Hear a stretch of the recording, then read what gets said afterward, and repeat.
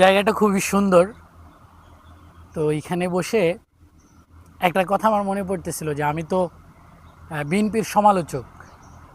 তো এই যে কলেজটা বা আমাদের এলাকার এত সুন্দর একটা প্রতিষ্ঠান, এটা বিএনপির অবদান।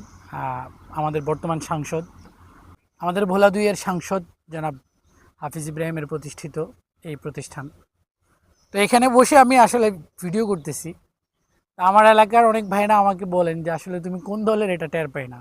আমি বিএনপির একনিষ্ঠ সমালোচক এবং একনিষ্ঠ ভক্ত একজন। ছোটবেলা থেকেই আমাদের বাড়ির সবাই বিএনপি করেছে, তো সেই হিসাবে বিএনপির প্রতি একটা টান আছে।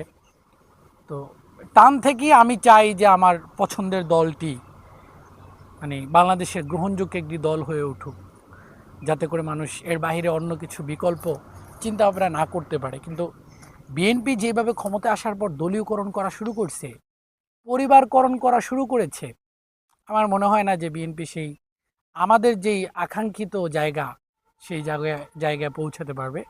জানি না, সেটা ভবিষ্যতে বোঝা যাবে, দেখা যাক।